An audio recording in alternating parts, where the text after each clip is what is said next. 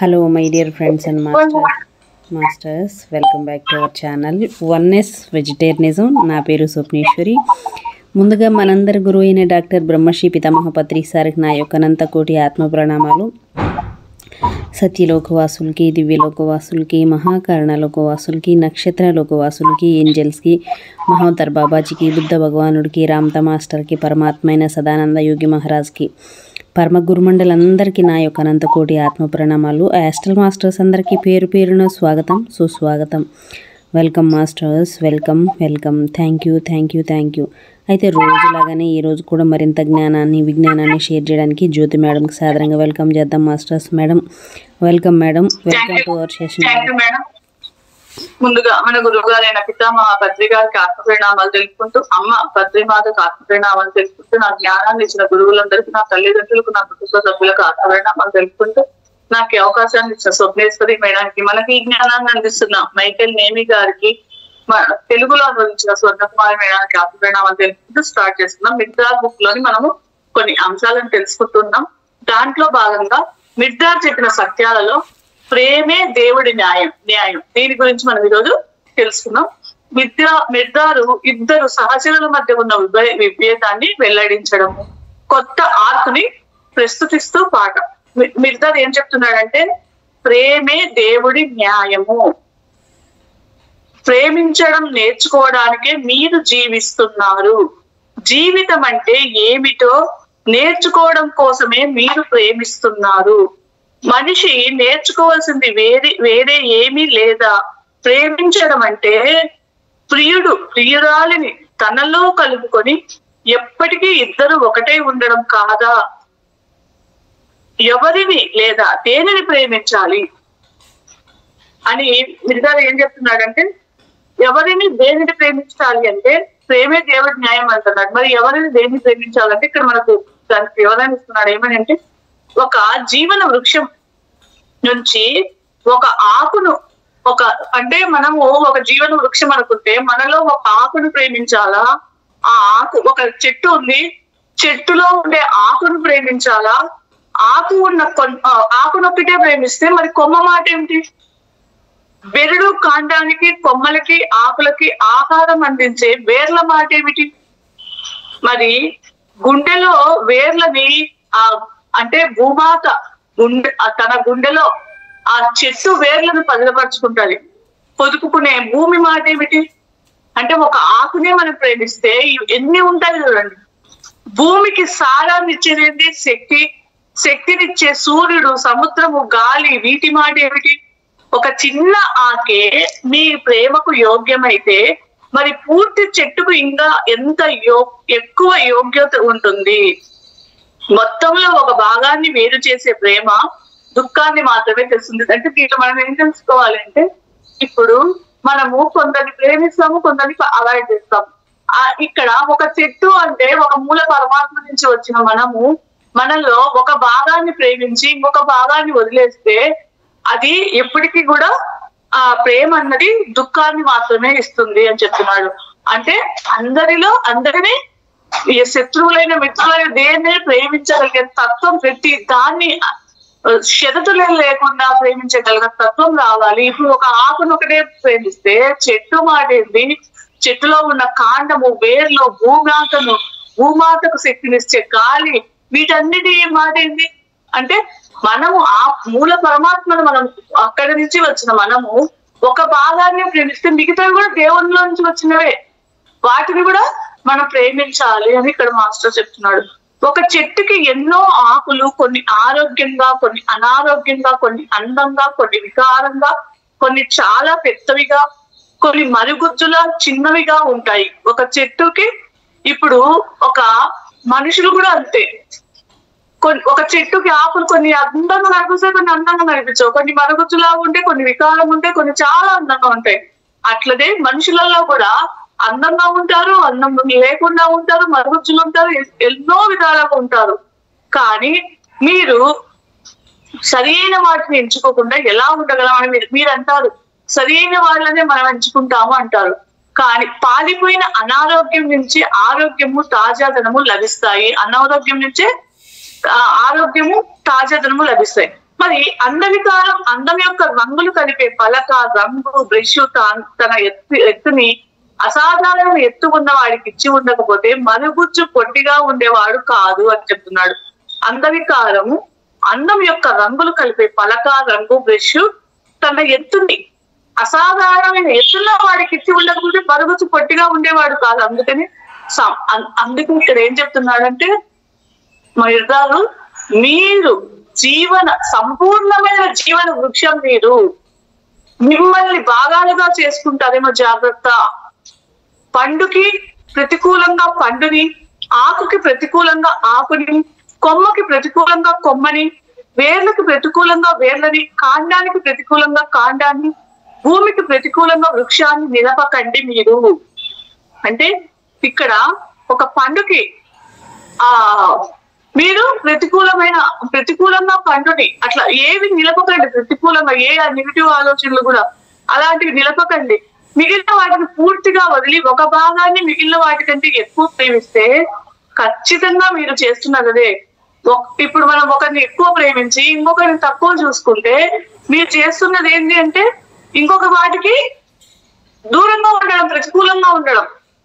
మనకు తెలియకుండానే మనము వాళ్ళని అవాయిడ్ చేస్తున్నాం. అదే చెప్తున్నాడు, ఒకదానికొకటి ప్రతికూలంగా ఉండడమే. అందుకనే మీరు ఏం చెప్తున్నాడు, అందరినీ ఎటువంటి వారినైనా, అందంగా ఉన్నా అందంగా లేకపోయినా, తెలివిగల వారైనా తెలివిగల వారు లేకపోయినా, డబ్బు ఉన్న వారైనా డబ్బు లేకపోయిన వారైనా అందరినీ ఒకే విధంగా చూసుకునే మనస్తత్వం మీకు రావాలి. ఎందుకంటే జీవన వృక్షం మీరు అని చెప్తున్నాడు. సంపూర్ణ జీవన వృక్షం మీరు. మీ వేళ్ళు అన్ని చోట్ల ఉంటాయి. మీ కొమ్మలు, ఆకులు ప్రతి చోట ఉంటాయి. మీ పండ్లు ప్రతి వ్యక్తి నోటిలోనూ ఉంటాయి. ఆ చెట్టు మీద పండ్లు ఏవైనా, కొమ్మలు, ఆకులు, వేళ్ళు ఏవైనా అవి మీ పండ్లు, మీ ఆకులు, మీ కొమ్మలు, మీ వేళ్ళు. చెట్టు పరిమళమైన పండ్లను ఉత్పత్తి చేయాలని మీరు అనుకుంటే, అది ఎప్పుడు పచ్చగా బలంగా ఉండాలని మీరు అనుకుంటే, వేళ్లకు ఆహారం అందించే సత్వ విషయంలో అంటే చెట్టు అద్భుతంగా ఉండాలని మీరు అనుకుంటే, పచ్చగా మంచి పండ్లను ఇవ్వాలని మీరు అనుకుంటే మీరు ఏం చేయాలి? ఆ వేర్లకు అంటే వేళ్ళకి ఆహారం అందించే విషయంలో జాగ్రత్త వహించండి.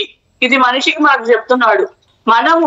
మన ఈ శరీరం ఒక చెట్టు అనుకుంటే మనం సంపూర్ణ ఆరోగ్యంగా, అద్భుతంగా, తేజోవంతంగా, కాంతి శరీరంగా ఎప్పుడు మనం ఉండాలనుకుంటే మనము ఇక్కడ భూమి వేర్లను ఎట్లనో మన మైండ్ లో ఆ విత్తనాలను మనం అక్కడ వేసే ఆలోచన విత్తనాలను మీరు అక్కడ సత్వం ఇవ్వాలి, అక్కడ మంచివి నాటాలి అని చెప్తున్నాడు.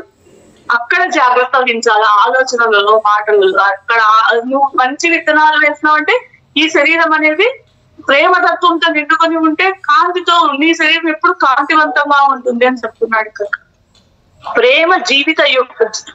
ప్రేమనే జీవితం యొక్క సారము, ద్వేషము మృత్యువు యొక్క రసిక. ఎలాంటి అడ్డంకులు లేకుండా రక్తం లాగానే ప్రేమ కూడా రక్తనాళాల్లో ప్రవహించాలి. ఇప్పుడు రక్తం మన బాడీలో ఎక్కడ అడ్డంకులు లేకుండా ఎట్లా ప్రవహిస్తుందో, ఈ ప్రేమ అనేది కూడా మన బాడీలో ఎక్కడ అడ్డంకులు లేకుండా ఆ శ్వాస తీసుకుంటే ప్రేమ, వదిలితే ప్రేమ, అట్లా మన బాడీ అంతా ఆ ప్రేమతో నిండిపోవాలి అని చెప్తున్నాడు ఇక్కడ. రక్తాన్ని ప్రవహించకుండా నిరోధిస్తే అది ఒక ప్రమాదం, ఒక ఉపద్రవం అవుతుంది. ఇప్పుడు రక్తం అనేది మనకు అది ప్రవహించకుండా ఒక చోట ప్రవహించి ఒక చోట ప్రవహించకుండా ఉంటే అది ఒక ప్రమాదం, ఒక ఉపద్రవం అవుతుంది. ద్వేషం అంటే అణచబడ్డ లేదా ఉపహరించబడిన ప్రేమ కాకపోతే మరి ఏమిటి? అంటే మన భార్యలో ద్వేషం ఉంటే ఇక్కడ మనలో ఉపసంహరించబడ్డ ప్రేమ కాకపోతే మరేమిటి? తినేవాడికి తినిపించే వాడికి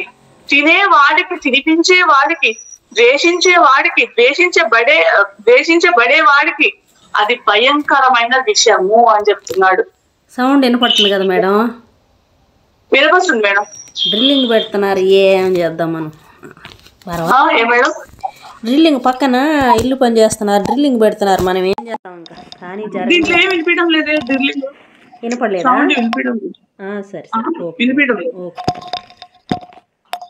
మీ జీవన వృక్షంలో పసుపు వర్ణంలో ఉన్న ఆకు ప్రేమ కోల్పోయిన ఆకు. మీ జీవన వృక్షంలో పసుపు వర్ణంలో ఉన్న ఆకు ప్రేమ కోల్పోయిన ఆకు, దాన్ని మీరు తప్పు పట్టకండి అని చెప్తున్నాడు. కుళ్ళిన పండు ద్వేషంతో నిండిన పండు, ఆ పండుని కూడా కుళ్ళిన పండు ద్వేషంతో నిండిన పండు, ఆ పండును తప్పు పట్టకండి. జీవన సారాన్ని కొంతమందికే పంచి ఇచ్చి మిగిలిన చాలా మందికి నిరాకరించిన మీ పిసినారి గుడ్డి గుండెను కూడా తప్పు పట్టకండి. కొందరు నిరాకరించడం అంటే తనను తాను నిరాకరించుకోవడమే. కొందరిని అవాయిడ్ చేస్తున్నాం, కొందరిని ప్రేమిస్తున్నాం అంటే మనల్ని మనము దూరం చేసుకోవడం, నిరాకరించుకోవడమే అని చెప్తున్నాడు. ఎవరి ఆత్మను వారు ప్రేమించడం తప్ప వేరే ప్రేమ అన్నది సాధ్యం కాదు. అంతా ఇముడ్చుకునే ఆత్మ తప్ప ఏ ఆత్మ నిజము కాదు. కాబట్టి దేవుడు అనేవాడు ప్రేమమయము. ఎందుకంటే తనను తాను ప్రేమిస్తాడు. ప్రేమ వల్ల మీకు బాధ కలిగినంత కాలం మీ నిజమైన ఆత్మని మీరు చూడనట్లే, ప్రేమకి ఆయువు పట్టు మీరు తెలుసుకోనట్లే. క్షణభంగురమైన ఒక ఆత్మని మాత్రమే మీరు ప్రేమించారు కనుక మీ ప్రేమ క్షణభంగురము అని చెప్తున్నాడు. మగవాడికి స్త్రీ పట్ల ఉండేది ప్రేమ కాదు, అది దానికి చాలా దూరంగా ఉన్న చిహ్నం. బిడ్డ పట్ల తండ్రికి ఉండే ప్రేమ అనే పవిత్రమైన గుడి యొక్క గడప. ప్రతి మగవాడు ప్రతి స్త్రీ యొక్క ప్రియుడుగా, ప్రతి స్త్రీ ప్రతి మగవాడి యొక్క ప్రియురాలుగా అయ్యేంత వరకు, ప్రతి బిడ్డ ప్రతి తల్లికి లేదా ప్రతి తండ్రికి బిడ్డ అయ్యేంత వరకు స్త్రీ పురుషుల శారీరక ఆకర్షణ గురించి మాత్రమే మాట్లాడండి. అంతేగాని మీరు పవిత్రమైన ప్రేమ అనే పదాన్ని ఉచ్చరించకండి. అది దైవ దూషణం చేయడం. అంటే ఎలా ఉండాలి ప్రేమ అని చెప్తున్నాడు. ఒక తల్లి బిడ్డ ఎలా ఉంటారో, ఎక్కడ స్వార్థం అనేది లేకుండా అట్లా మనం అందరి పట్ల ఉన్నంత వరకు ఆ ప్రేమ అనే పదాన్నే మీరు వాడద్దండి. ఎందుకంటే ఆ ప్రేమ పదాన్ని వాడితే మీరు ఆ దైవ దూషణం చేసినట్లే అని చెప్తున్నాడు.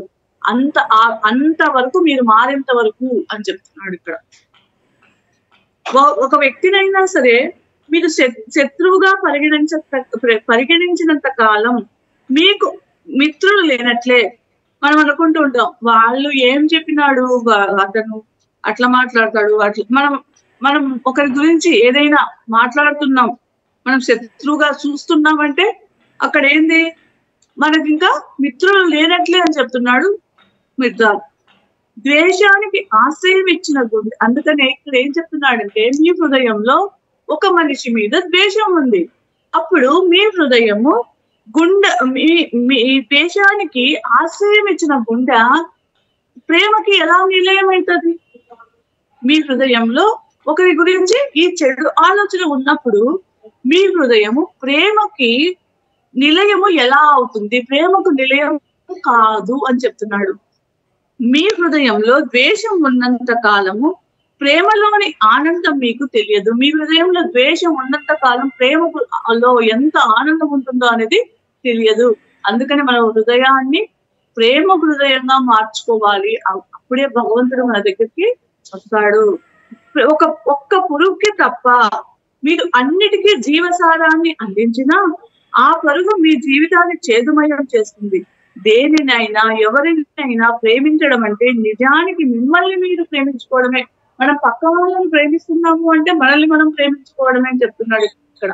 అందుకనే ఇప్పుడు పక్క వాళ్ళు మనల్ని ఎంత మన హృదయంలో ప్రేమతో అందరిపైన. అందుకనే ఎందుకు ఇక్కడ మనం ఎవరైనా అంటున్నామంటే మనల్ని మనం అనుకున్నట్లే. ఎవరినైనా ప్రేమిస్తున్నామంటే మనల్ని మనం అబ్బా ఎంతో అద్భుతంగా ప్రేమించుకుంటున్నాం, మనలో మార్పు వచ్చింది, మనలో ఏ కంప్లైంట్స్ లేవు, ఏ జడ్జిమెంట్స్ లేవు. అది మీ ఎవరినైనా మీరు ప్రేమిస్తున్నారు అంటే మిమ్మల్ని మీరు ప్రేమించుకున్నట్లే అని చెప్తున్నాడు. అలాగే దేనినైనా ఎవరినైనా ద్వేషిస్తున్నారు అంటే అది కూడా చెప్తున్నాడు.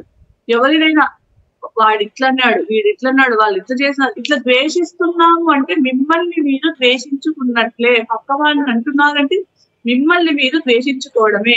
మీరు ప్రేమించేవి ద్వేషించేవి ఒకే నాణానికి ఉండే బొమ్మ గొలుసులు. ఇప్పుడు అంటే ఒక రూపాయి బిల్ల తీసుకుంటే మీరు ప్రేమించేవి ద్వేషించేవి ఒక సైడ్ బొమ్మ ఉంటుంది, ఒక సైడ్ గొలుసు ఉంటుంది, ఒకసారి పాజిటివ్ ఉంటుంది, ఒకసారి నెగిటివ్ ఉంటుంది. అలాంటివి మీరు ప్రేమించేవి, ప్రేమించకపోయేవి మీ పట్ల మీరు బొమ్మ గొలుసులు ఎప్పుడూ కలిసే ఉంటాయి. పాజిటివ్ నెగిటివ్ ఎప్పుడు కలిసే ఉంటాయి.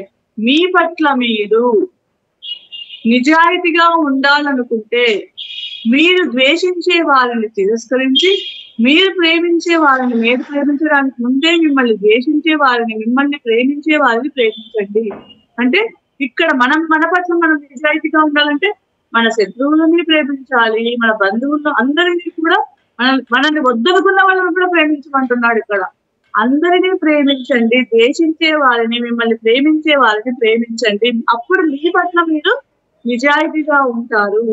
ప్రేమ ఒక సుగుణం కాదు, రొట్టె నీరు. అంటే ఇక్కడ ఏం చెప్తున్నాడంటే రొట్టె నీరు కన్నా, గాలి వెలుతురు కన్నా, ఇప్పుడు అసలు తిండి కంటే, వస్తువుల కంటే, ఈ ఇండ్లు దాంట్లో ఇప్పుడు మనము ఇక్కడ ఉండాలంటే, ఈ భూమి మీద ఉండాలంటే మనకి ఎన్నో వస్తువులు కావాలనుకుంటుంటాం. ఇల్లు, కారు, ఇట్లా ఎన్నో వస్తువులు కావాలి.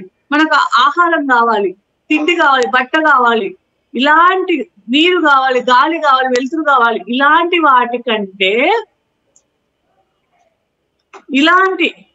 వాటికంటే ప్రేమ అన్నది ఎంతో ముఖ్యం అని చెప్తున్నాడు. ప్రేమనే చాలా ముఖ్యం, అన్నిటికంటే ప్రేమ ముఖ్యం అని చెప్తున్నాడు ఇక్కడ. ఎక్కువ అవసరమైనది ప్రేమ. మనము ప్రేమిస్తున్నామని ఎవరు గర్వపడకూడదు.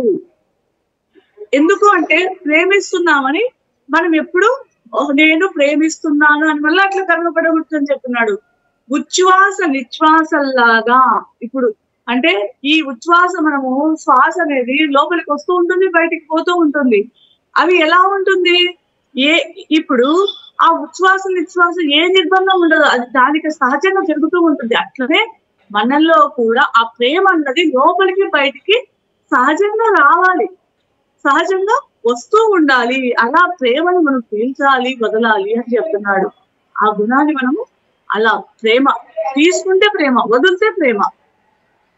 అది అలా ఉన్నప్పుడు మనం ఎవరిని తప్పు పట్టలేము, అక్కడ ఉన్నది మనమే అనేది మనకు అర్థమవుతుంది అని చెప్తుంది. ప్రేమ తనని ఎవరైనా పొగడాలని కానీ, ప్రశంసించాలని కానీ అనుకోదు. ప్రేమ అన్నది నన్ను పొగడాలి, ప్రశంసించాలని అనుకోదు. యోగ్యత ఉన్న హృదయం దొరికినప్పుడు ప్రేమ దానిని ప్రశంసిస్తుంది. మీరు ఆ ప్రేమకు ప్రతిఫలం వెతకకండి. ద్వేషానికి ద్వేషం తగిన శిక్షల, ప్రేమకు ప్రేమే ప్రతిఫలము. ప్రేమ విషయంలో ఇప్పుడు ద్వేషిస్తే ద్వేషానికి తగిన శిక్షల, ప్రేమకు కూడా ప్రేమే ప్రతిఫలము. ప్రేమ విషయంలో లాభ నష్టాలు వేరీజు వేయవద్దు. ప్రేమ తనకు తాను సంజాయిషి ఇచ్చుకుంటుందే తప్ప వేరెవ్వరికీ ఇవ్వదు అని చెప్తున్నాడు ఇక్కడ. ప్రేమ అరువు ఇవ్వదు, అరువు తెచ్చుకోదు, అది అమ్మదు, కొనదు. ప్రేమ ఇచ్చినప్పుడు తనని మనం ఎప్పుడైతే ఎవరికైతే ప్రేమ ఇస్తున్నామో ఆ ప్రేమ తనని తాను పూర్తిగా సమర్పించుకుంటుంది. తీసుకున్నప్పుడు అలాగే పూర్తిగా తీసుకుంటుంది. అది తీసుకోవడం అంటే మనము తీసుకుంటున్నామంటే ఇవ్వడమే అని చెప్తున్నాడు. అది ఇవ్వడము అంటే తీసుకోవడమే. ఇవ్వడము అలాగే ఇస్తుంది, తీసుకోవడం అలాగే తీస్తుంది. సంపూర్ణంగా ఇస్తుంది, సంపూర్ణంగా తీసుకుంటుంది. అందుకే అది ఈ రోజు రేపు ఎప్పటికీ ఒక్కటిగానే ఉంటుంది. ప్రేమ అన్నది ఎప్పటికీ ఒకటిగానే ఉంటుంది. సముద్రంలో కలిసిపోయిన నది తిరిగి ఎలాగైతే సముద్రంతో నింపబడుతుందో, సముద్రంతో అంటే ఇక్కడ మనకి ఇంకా ఎగ్జాంపుల్ ఏం చెప్తున్నాడంటే, ఈ సముద్రంలో నది ఎట్లా కలిసిపోతుంది? కలిసిపోయి మళ్ళీ సముద్రంతో నింపబడుతుంది నది. అలాగే మనము మన ప్రేమను పూర్తిగా ఇచ్చివేస్తే మళ్ళీ మనం అనుకుంటాం, మనం ఎంత అన్కండిషన్ గా ఎవరికైతే ఎంత ఇస్తామో అంత పొందుతాము, మనం ఎంతైతే ప్రేమను ఇస్తామో అంత మళ్ళా పొందుతాము అని చెప్తున్నాడు. సముద్రపు బహుమతి అయిన నీటిని కాదనుకునే నీటి మడుగు స్తబ్దంగా పారుదల లేకుండా ఉంటుంది. అదే సముద్రపు బహుమతి అయిన నీటిని కాదనుకునే, అంటే సముద్రపు బహుమతి అయిన నీటిని కాదనుకునే నీటి మడుగు అది స్తబ్దంగా ఎలా ఉంటుంది, పారుదల ఉండదు. అలా మనం ప్రేమను ఇవ్వకపోతే మన లోపల అది ఉండదు అన్నమాట, ప్రవాహం అనేది ఉండదు అని చెప్తున్నాడు. ప్రేమలో కూడా ఎక్కువ తక్కువలు లేవు. ప్రేమకి అంతస్తులు నిర్ణయించడానికి, దానిని కొలవడానికి ప్రయత్నించిన తక్షణమే, అంటే ప్రేమతో అంతస్తులను, ఎక్కువగా ఉండే వాళ్ళను బాగా చూసుకోవడం, తక్కువగా ఉండే వాళ్ళను సరిగ్గా చూసుకోకపోవడము, మనం ఆ ప్రేమను వీళ్ళని సరిగ్గా చూసుకోవాలి, వీళ్ళకి కొంచెమే ఇట్లా కొలవడం చేసిన తక్షణమే మనకు చేదు స్మృతులు మిగిల్చి అది వెంటనే మన నుంచి వెళ్ళిపోతుంది. అందుకని ఇక్కడ ఎక్కడ లెక్కాచారాలు వేరులు లేకుండా మనము సంపూర్తిగా అవతల వాళ్ళు ఎట్లయినా ఉండని, మనం ఇచ్చేది పూర్తిగా ఇవ్వాలి ప్రేమను, అప్పుడే మనము తీసుకుంటాము అని చెప్తున్నాడు. ప్రేమతో ఇప్పుడు అప్పుడు ఇక్కడ అక్కడలు, ప్రేమలో కూడా ఇప్పుడు అప్పుడు ఇక్కడ అక్కడ అనేవి లేవు. అన్ని ఋతువులు, అంటే వసంత ఋతువు కానీ ఎన్నో ఋతువులు ఉన్నాయి కదా, ఆ ఋతువులన్నీ ప్రేమ ఋతువులే. అన్ని స్థలాలు, ఏ స్థలమైన ప్రేమకు నివాస యోగ్యములే అని చెప్తున్నాడు. ప్రేమకి హద్దులు అడ్డంకులు లేవు. ఏ అవాంతరం వల్లైనా ప్రేమ పురోగమనం ఆగిపోతే దానికి ప్రేమ అనిపించుకునే యోగ్యత ఉండదు. ప్రియురాలిలో లోపాన్ని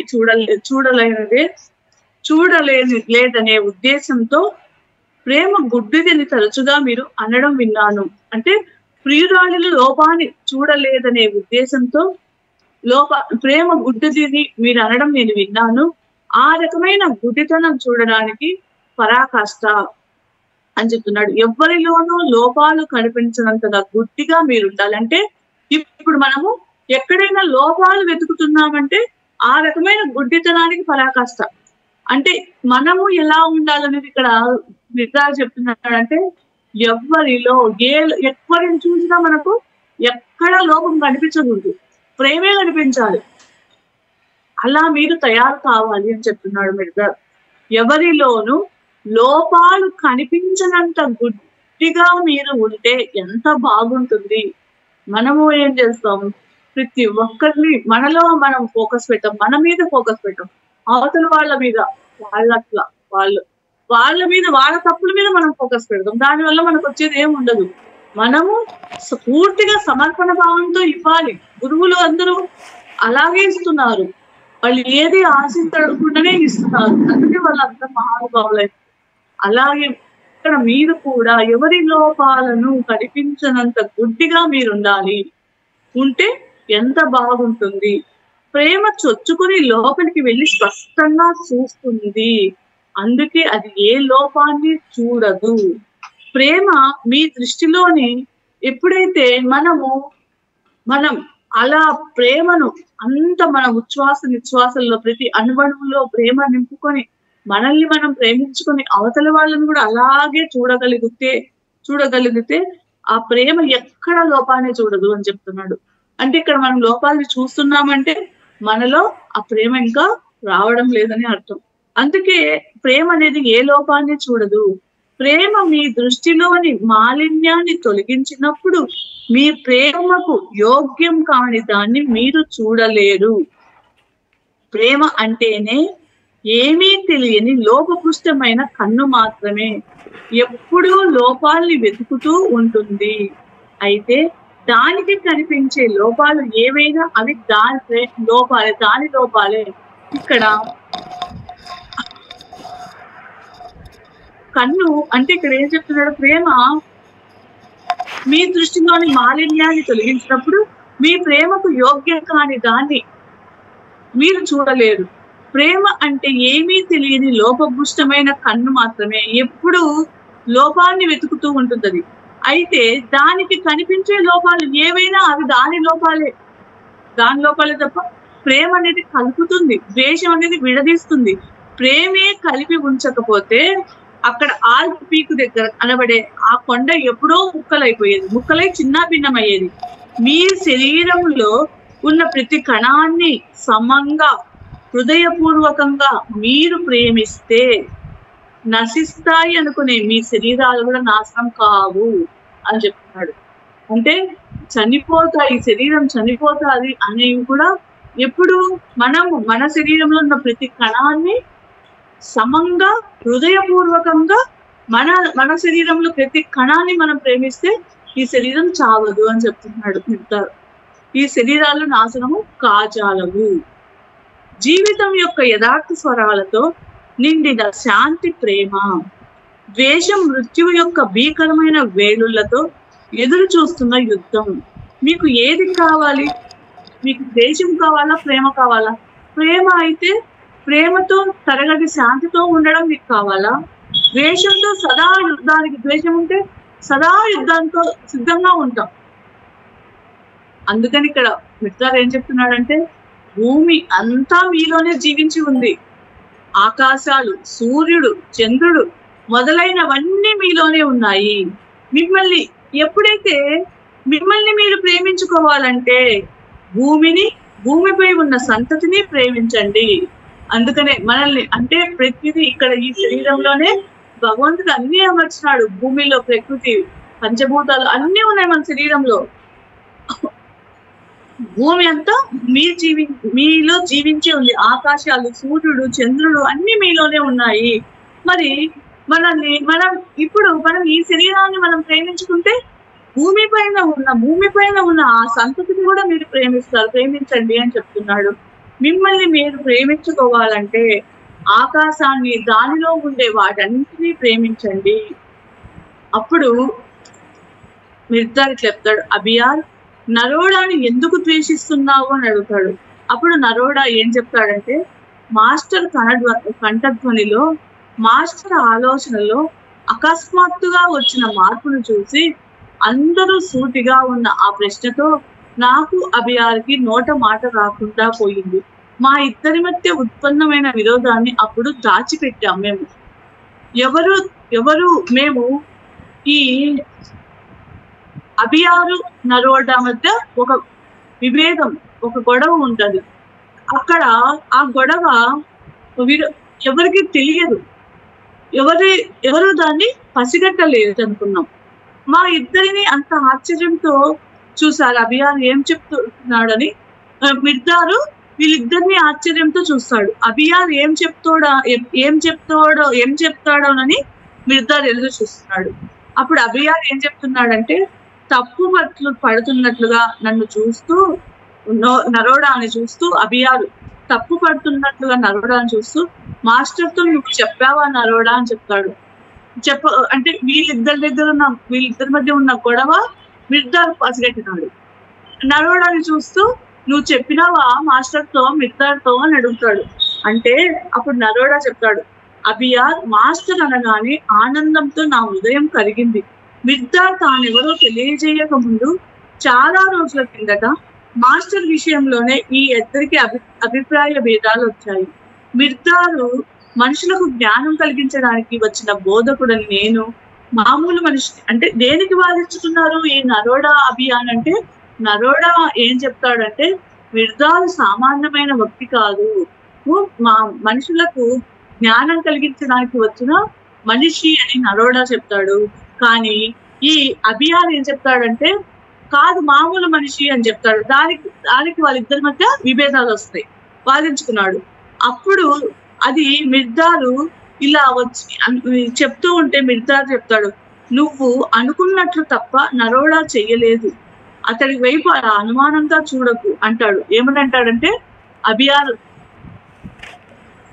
అభియార్ వైపు చూసి నువ్వు చెప్పినట్లు ఆయన నాకేమీ చెప్పలేదు, నువ్వు నరోడా వైపు కోపంగా చూడొద్దు అని చెప్తాడు అనమాట. అభియార్ అడుగుతాడు అప్పుడు మిర్జార్ను, మరి నరోడా చెప్పకపోతే మేమిద్దరం ఇట్లా వాదలాడుకున్న విషయము మరి నీకెలా తెలిసింది అని అడుగుతాడు. అప్పుడు అభియార్ చెప్తాడు అనమాట, నువ్వు మనుషులను కూడా చదవగలుగుతావా అంటాడు. అప్పుడు మిర్జార్ ఏం చెప్తాడంటే, మిర్జార్కి గూఢాచారులు, వ్యాఖ్యతలు అవసరం లేదు. మిర్జార్ నిన్ను ప్రేమించినట్లే నువ్వు అతడిని ప్రేమిస్తే అతడి మనసుని, హృదయాన్ని ఎంతో తేలికగా నువ్వు చదవగలుగుతావు. ఇప్పుడు అప్పుడు మిర్దారు ప్రతి ఒక్క వస్తువుని, ప్రతి ఒక్క శరీరంలో ఉన్న తన అవయవాల్ని, ప్రతి ఒక్క ఇంటిని ప్రేమించినాడు. కాబట్టే ఆ హృదయ స్పందన వల్ల ప్రతి ఒక్కరిలో ఉండే దాన్ని గమనించగలుగుతున్నాడు. అదే చెప్తాడు మిర్దారు, నువ్వు కూడా నాలాగా ప్రేమించగలిగితే, నీ హృదయంతో ప్రతి ఒక్కరిని ప్రేమించగలిగితే ప్రతి ఒక్కరి హృదయాలతో నువ్వు చదవగలుగుతావు అని మిర్దారు అబియాల్కి చెప్తాడు అనమాట. అప్పుడు అబియాల్ అంటాడు, ఈ చెవిటి గుడ్డివాడిని క్షమించు, చూడాలని వినాలని ఆసక్తంగా ఉంది. నా కన్ను చెవి అలాగా నేను కూడా అందరివి చూడాలి, అందరివి వినాలి అని నాకు ఆతృతగా ఉంది. అందరి హృదయాలని తెలుసుకోవాలని నాకు ఆతృతగా ఉంది. నా చెవిని, నా కన్నును తెరిపించు అని మిర్దారు చెప్తాడు అనమాట. అబియాల్ చెప్తాడు. అప్పుడు మిర్దారు ఏం చెప్తాడు అంటే, ప్రేమ ఒక్కటే అద్భుతాలు చేయగలదు. నువ్వు చూడాలనుకుంటే ప్రేమను నీ కంటి పాపలో ఉండనివ్వు. నువ్వు వినాలనుకుంటే ప్రేమ నీ చెవి భూమిలోనే ఉంది. అప్పుడు అబియాల్ అంటారు, కానీ నేను ఎవరిని నరవడానికి కూడా ద్వేషించలేదు అంటాడు. అంటే అబియాల్ ఏం చెప్తాడంటే, నేనేం ఎవరిని ద్వేషించలేదు అని అబియాల్ మిర్దార్కు చెప్తాడు. అప్పుడు మిర్దార్ అంటాడు, ద్వేషించకుండా, ఇప్పుడు నాకు ఎవరి మీద కోపం లేదు అంటే ప్రేమ.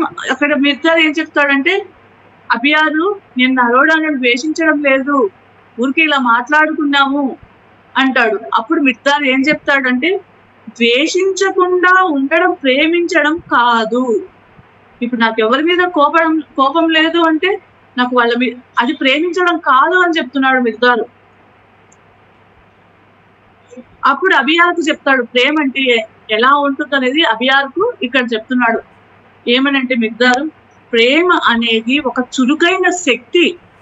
నీ ప్రతి కదలికను, ప్రతి అడుగును ప్రేమ నడిపిస్తే తప్ప నీ దారిని నువ్వు కనిపెట్టలేవు అని చెప్తున్నాడు. ప్రతి అడుగు, ప్రతి దారి, ప్రతి కదలిక, నువ్వు నిన్ను ఆ ప్రేమ నడిపించాలి. అలా నువ్వు తయారు కావాలి. అప్పుడు అలా నువ్వు నడిపిస్తే ప్రతి కదలిక నిన్ను ప్రేమే నడిపించాలి. అట్లా నిన్ను నడిపిస్తే తప్ప నీ దారిని నువ్వు కనిపెట్టలేవు.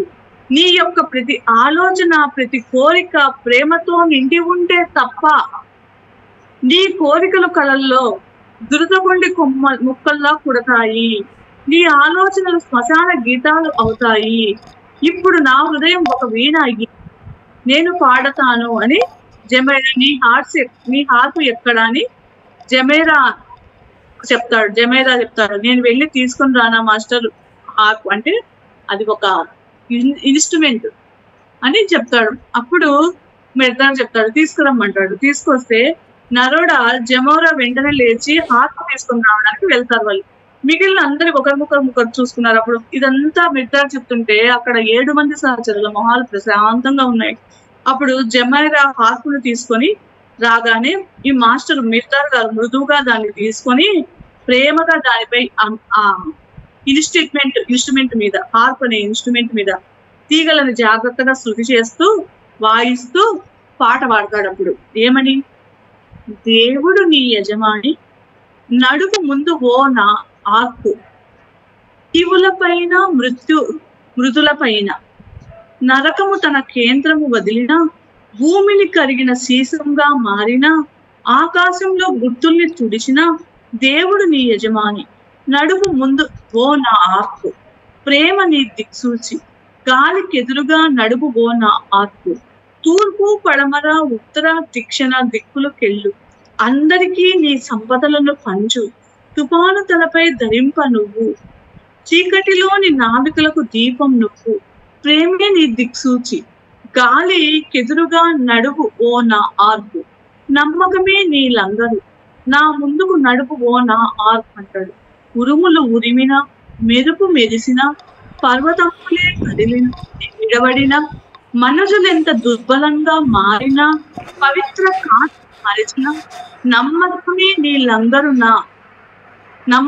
నీ లంగరుగా ముందుకు నడుపు ఓ నార్కని పాట పాడతాడు అనమాట మిర్దార్. అప్పుడు నరోడా పాట ఆపిన తర్వాత ప్రేమతో బిడ్డను గుండెకు హత్తుకునే తల్లిలాగా మన మిర్దారు ఆ హార్ప్ అనే పరికరాన్ని గుండెకు హత్తుకోవాలని తీసుకుంటాడు అనమాట. నరోడా తీసుకుంటాడు. నరోడా పాట ఆపిన ఈ మిర్దారు పాట ఆపిన తర్వాత ఈ హార్ప్ ఇన్స్ట్రుమెంట్ ను దాన్ని తీసుకుందామని తీసుకుంటాడు. తీసుకుంటే అక్కడ తంతులు, ఆయన పాడిన పాటకు అక్కడ తంతులు కదులుతాయి. కదిలి అదే ఈయన ఏదైతే పాడినాడో అక్కడ ఆగిన దేవుడా నీ యజమాని నడుపు ఓ నార్కు అన్న పదాలే ఆ తీగల్లో నుంచి వస్తూ ఉంటాయి. అంటే చూడండి, ఆ ఇన్స్ట్రుమెంట్ కూడా అంత స్పందిస్తుంది. అంటే ఇక్కడ మనకు ప్రతి దానికి శక్తి ఉంటుంది. అంత వైబ్రేషన్ తో శక్తితో ఆయన పాడినాడు. అట్లా అవి కూడా ఆ వైబ్రేషన్ అందుకుంటాయి అనమాట. ఆ తీగలు కూడా వినిపించాయి. మాస్టర్ పాడడం ఆపిన ఆ పాట గూడులో ప్రతిధ్వనించింది. అక్కడంతా రూపులో అంతా అదే ఆ పాటనే వినిపించింది. అలలుగా మెరక పల్లాలతో నిండిన శిఖరాలతో, కొండల్లో, కింది లోయల్లో అతడి కంఠధ్వని ప్రతిధ్వనించింది. అతను పాడే ఆ వైబ్రేషన్స్, ఆ పాట అంటే ఎంత లోపల ప్రేమిస్తే అణువణువు ప్రేమతో నిండిన హృదయంతో పాడితే అదంతా అక్కడ ఉండే ప్రదేశము అంత ప్రేమమయం అయిపోయింది అనమాట. అంటే ప్రేమకు అంత వైబ్రేషన్స్ ఉంటాయి. అది ఎలా ఉండాలో మనకి ఇక్కడ మిర్దార్ నేర్పుతున్నాడు.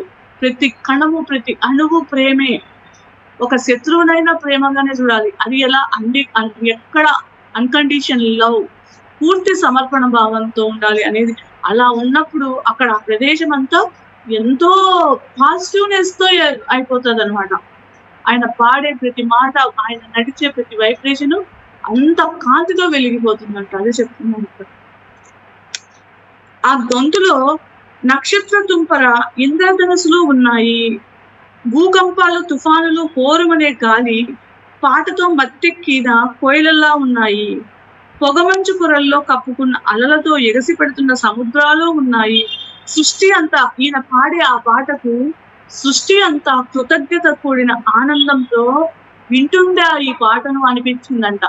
అంత మనిషికి అంత శక్తి, అంత వైబ్రేషన్ ఉంటుంది. ఏదైనా మనలోనే ఉంది. ఇప్పుడు ఎట్లా అంటే ఒక కత్తి ఉంటది, ఆ కత్తితో గొంతులు కోయవచ్చు, ఆ కత్తితో అద్భుతమైన వంటను చేసి పెట్టవచ్చు. అలాగే మనలో కూడా ఆ ప్రేమతత్వంతో ఉంటే మొత్తం అక్కడ ఉండే వాళ్ళందరినీ మార్చవచ్చు. లేదా వినాశకరమైన ఆలోచనలు, ద్వేషము ఇవన్నీ ఉంటే మనము వినాశనం అయిపోవచ్చు. అక్కడ వాళ్ళను వినాశనం చేయొచ్చు, మనం వినాశనం అవ్వచ్చు. అది చెప్తున్నాడు ఈయన. అదే ఆ ప్రేమ ఎలా ఉండాలనేది మనకి ఇక్కడ నేర్పిస్తున్నాడు మిర్దార్. తెల్లని పర్వత శ్రేణి మధ్యలో ఉన్న ఆర్టిక్టిక్తో అకస్మాత్తుగా భూమి నుంచి విడివడి గంభీరంగా, శక్తివంతంగా తన దారి తెలిసిన సువిశాల చరాచర విశ్వంలో అక్కడ తేలుతున్నట్లు అనిపించిందంట. ఆ తర్వాత అలా పాడిన తర్వాత ఆ వైబ్రేషన్స్ పైన మిర్దారు 3 రోజులు ఎవరితో ఏమీ మాట్లాడలేదంట, మౌనంగా ఉన్నాడంట. ఇదన్నమాట ప్రేమ గురించి ఇంత అద్భుతంగా మిర్దార్ చెప్పినాడు. ఇంకోటి మనం ఈరోజు సృష్టించే మౌనము, నెక్స్ట్ చాప్టర్ సృష్టించే మౌనం.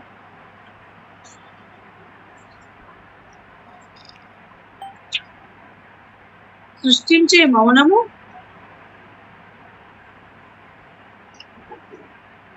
వ్యాఖ్య అన్నది మహా అయితే నిజాయితీతో కూడిన ఓ అబద్ధం అనే దాని గురించి ఇప్పుడు తెలుసుకుందాం.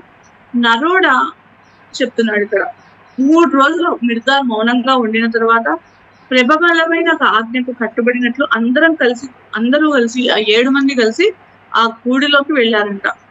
వీళ్ళ రాకను ఊహించి ఎదురు చూస్తున్న వీళ్ళ రాకను ఆయన ముందే మిర్దార్ ఊహించి వీళ్ళ కోసమే ఎదురు చూస్తూ మిర్దార్ 3 రోజుల తర్వాత నోరు విప్పుతాడు, పలకరించాడంట. మిర్దార్ అప్పుడు చెప్తాడు ఏమని అంటే, మీ గూటికి మమ్మల్ని మరొకసారి ఆహ్వానిస్తున్నాను. మిమ్మల్ని అంటే మీ ఇంటికి మిమ్మల్ని మరొకసారి ఆహ్వానిస్తున్నాను. మీ ఆలోచనలు, కోరికలు మిర్దార్కు చెప్పండి అని మిర్దార్ చెప్తాడు. అప్పుడు మైకేయన్ ఏమంటాడంటే, మా ఆలోచన, కోరిక ఒక్కటే, మిర్దార్ దగ్గరగా ఉండాలని. అతడు చెప్పే సత్యాలు 7 మంది ఆ మాట చెప్తారు. మిర్దార్ అడుగుతాడు, మీ ఆలోచనలు, కోరికలు మీరు చెప్పండి అంటే మైకేల్ ఏం చెప్తాడంటే, మావన్నీ ఒకటే ఆలోచనలు. ఏమంటే ఈ 7 మంది కూడా మా ఆలోచనలు కోరికలు ఒక్కటే.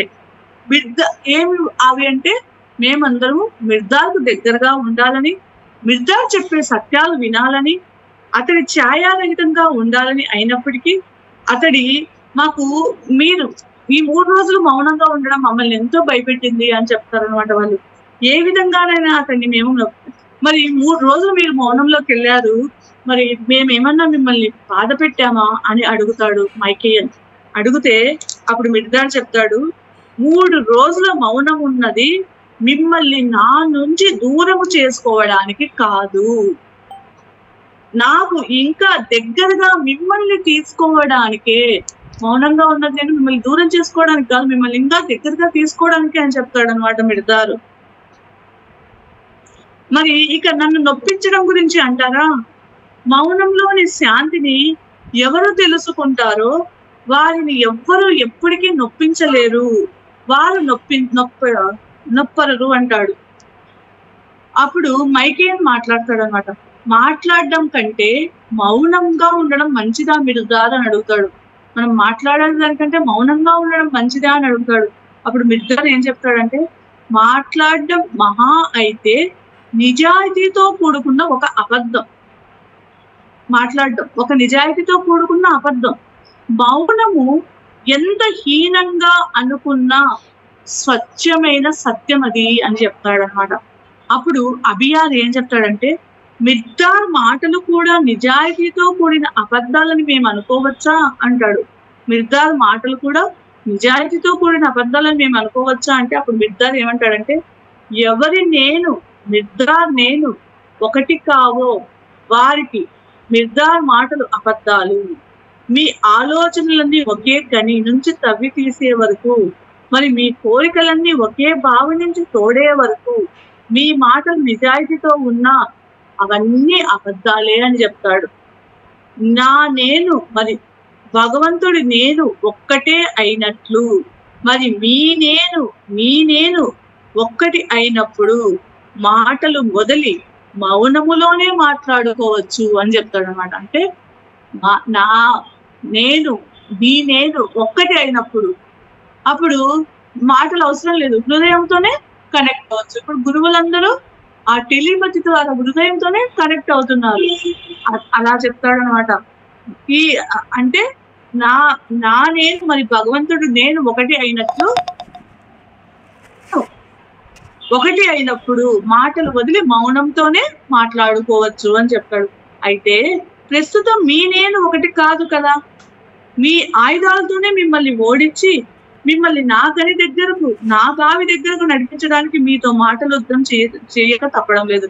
ఇప్పుడు మిర్దార్ ఏం చెప్తాడంటే, నేను ఒకటి కాదు, అందుకనే మిమ్మల్ని ఈ ఆయుధాలతోనే మిమ్మల్ని ఓడించి మిమ్మల్ని నా గని దగ్గరకు నా బావి దగ్గరకు నడిపించాలని ఇంకా మీతో మాటలు యుద్ధం చేయక తప్పడం లేదు అని చెప్తాడు.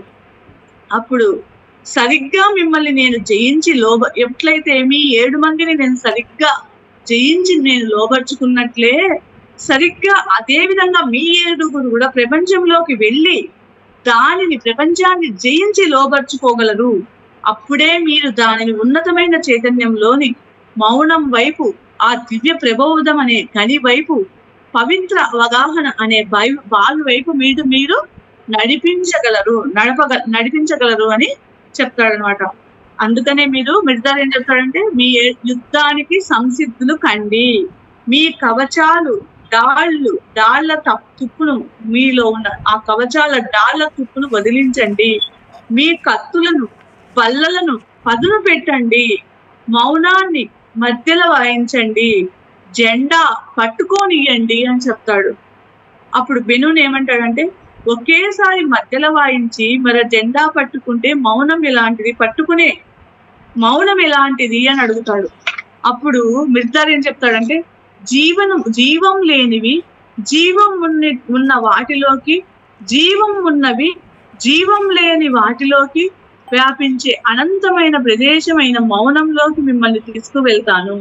ఎక్కడ ప్రతిశబ్దం పుడుతుందో ఎక్కడ మళ్ళీ అది నాశనం చేయబడుతుందో, ఎక్కడ ప్రతి రూపానికి రూపకల్పన చేయబడుతుందో, మళ్ళీ వెంటనే రూపం చేయబడుతుందో, ఎక్కడ ప్రతి ఆత్మ తయారు చేయబడుతుందో మళ్ళీ వెంటనే పోతుందో, ప్రతి నాదము పుట్టి వెంటనే అంతమవుతుందో, అదే భయం కలిగించే శూన్యము అని చెప్తాడు.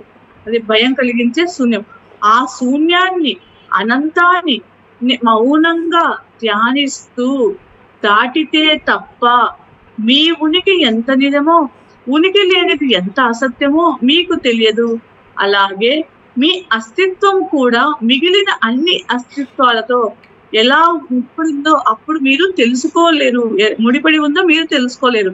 అలాంటి మహామౌనంలో మీరు తిరిగితే మీ ఇరుకైన పాత చర్మాన్ని వదిలి సంఖ్యలు లేకుండా, హద్దులు లేకుండా మీరు కదులుతారు అని చెప్తున్నాడు. అంటే ఇక్కడ మనం ఆ మహామౌనములో మనము తిరిగితే ఈ మన ఇరుకైన చర్మాన్ని వదిలి సంఖ్యలు లేకుండా, హద్దులు లేకుండా అంతగా కలిసిపోతాం, కదులుతారు. మీ చింతల్ని, మీ భయాల్ని, మీ కోరికల్ని, మీ ఉద్వేగాల్ని, ఈర్ష్య, అసూయల్ని, తీవ్రమైన వాంఛల్ని అక్కడికి తరమండి. ఒక్కొక్కటిగా అవి కరిగిపోవడం మీరు చూస్తారు. ఎడతెగని ఏడ్పుల నుంచి మీ చెవులకు వాటి పదునైన ముళ్ళ నుంచి అప్పుడు మీ పక్కలకు విముక్తి లభిస్తుంది. ఈ ప్రపంచపు అంకుల పొదిని, బాణాలను వేటితో మీరు ఆనందాన్ని, తృప్తిని పొందాలనుకుంటున్నారో వాటిని ఆ శూన్యంలోకి విసిరేయండి. నిజానికి వాటి వల్ల మీరు పొందేది దుఃఖాన్ని, అవిశ్రాంతిని. చీకటిలో నుంచి ఉక్కిరిబిక్కిరి చేసే ఆత్మ హద్దుల నుంచి వెలుతురు స్వేచ్ఛగా వీచే గాలి అయిన దివ్యాత్మలోకి ప్రాకండి. అంటే మనలో ఉన్న ఆ చీకటి ఏంటి అంటే, మనలో ఉన్న ఆ చీకటిని ఉక్కిరిబిక్కిరి చేసే ఆత్మ హద్దుల నుంచి మనము వెళ్ళి ఆ వెలుతురు, అంటే మనలో చీకటి ఉక్కిరిబిక్కిరి చేసేది ఏంటి అంటే, మనలో ఉక్కిరిబిక్కిరి చేసేది చీకటి ఏంటి? అసూయలు, ద్వేషాలు, ఈర్ష్యలు, ఇవన్నీ మనలో ఇరుకుగా ఉంటాయి. అవన్నిటిని బయటికి పారద్రోగనండి. ఆత్మ హద్దుల నుంచి వెలుతురు స్వేచ్ఛగా వీచగలిగే ఆ దివ్యాత్మలోకి, ఆ ప్రేమలోకి ప్రాకండి మీరు అని చెప్తున్నాడు. మనలో ఉన్న భయాలు, అహంకారాలు, ఎమోషన్స్, వీటన్నిటిని బయటికి వదిలేయండి. ఆ ప్రేమ, ఆ ఉక్కిరిబిక్కిరి చేసే ఆత్మల నుంచి వెలుతురు స్వేచ్ఛగా వీచగలిగే ఆ దివ్యాత్మలోకి ప్రాకండి అని చెప్తున్నాడు. ఈ మౌనాన్ని నేను మీకు సిఫారసు చేస్తున్నాను. మాట్లాడి అలసిపోయిన మీ నాలుకకు కేవలం ఇవ్వడానికి కాదు, విశ్రాంతి ఇవ్వడానికి కాదు. ఈ మౌనాన్ని నేను మీకు చెప్తున్నాను. మాట్లాడి అలసిపోయిన మీ నాలుకకు, ఇప్పుడు ఎన్నెన్నో మాట్లాడి ఉంటాం మీకు ఇప్పుడు నేను మౌనాన్ని చెప్తున్నాను, మీరు ఎన్నెన్నో మాట్లాడి అంటాడు. ఇంకా నోటికి మీరు విశ్రాంతి ఇవ్వండి అని చెప్తున్నాడు. విశ్రాంతి ఇవ్వండి. భూమి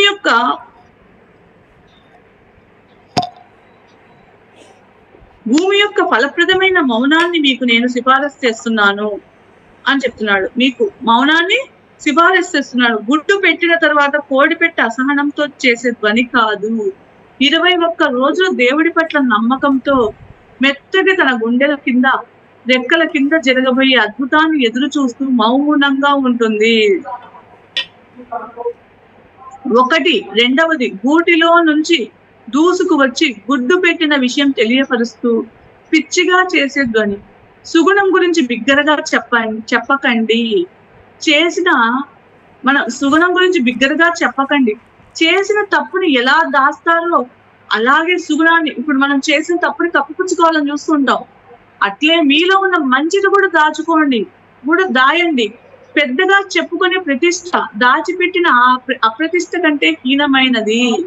చాటి చెప్పే సుగుణము దాచిపెట్టిన అధర్మం కంటే హీనమైనది. అంటే మనము ఏవి దాచిపెట్టాలో తెలియాలి. మనలో అధర్మం ఉంది, అది తీసేయాల. మనలో సుగుణాలు ఉన్నాయి, మనలో ఎన్నో మంచి గుణాలు ఉన్నాయి, దయా ప్రేమ, దాన్ని బయటకు చెప్పాల్సిన అవసరం లేదని చెప్తున్నాడు. అధర్మం కంటే హీనమైనది. ఎక్కువగా మాట్లాడకండి. ఉచ్చరించిన 1000 మాటల్లో ఒకే ఒక్కటి అవసరం ఉన్నది వాడవచ్చు. మిగిలిన మనసుని కమ్ముకుంటాయి. చెవులను నింపుతాయి, హృదయాన్ని గుడ్డిగా చేస్తాయి. అవసరమైన మాటని మాత్రమే చెప్పడం ఎంత కష్టం. 1000 మాటలు రాస్తే అందులో ఒకే ఒక్కటి అవసరమైనది ఉండదు. అంటే 1000 మాటలు మనము రాస్తే 1000 మాటలు వృధాగా చెప్తూ ఉంటాం. దాంట్లో ఒక్క మాటే అవసరమైనది ఉండవచ్చు. మిగిలినవన్నీ వృధా చేయబడ్డ సిరా, పేపరు, కాంతి రెక్కలు కాకుండా సీసపు పాదాలు.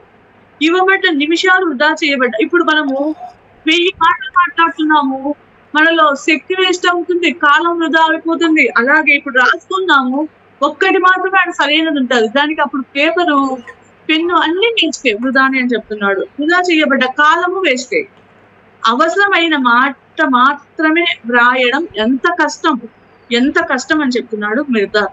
అప్పుడు బెన్నున్ అంటాడు, మాస్టర్ మిర్దార్ ప్రార్థన సంగతి ఏమిటి? ప్రార్థించేటప్పుడు మనము ప్రార్థిస్తాం కదా, అప్పుడు ఎన్నో మాటలు ఉపయోగిస్తాం, ఎన్నో కావాలని ఆ ప్రార్థనలో మనం కోరుకుంటాం. కానీ మనం ఏమి కోరుకుంటున్నామో అవి మనకి ఏమి ఇవ్వబడడం లేదు అని చెప్తాడు. ప్రార్థన గురించి మిర్దార్ను అడుగుతాడు బెన్నున్. ఆ ప్రార్థన గురించి మనము రేపు తెలుసుకుందాం ఫ్రెండ్స్. ఇదంతా మీరు చూస్తున్నందుకు నాకు అవకాశం ఇచ్చిన స్వప్నేశ్వరి మేడానికి thank you madam. Thank you madam. Thank you so much madam. మీకు నా యొక్క హృదయపూర్వకమైన కృతజ్ఞతలు. మరొకసారి మనందరి గురువు అయిన జగద్గురుకి, పరమగురు మండలందరికీ నా యొక్క అనంత కోటి ఆత్మ ప్రణామాలు masters. Thank you madam. Thank you so much madam.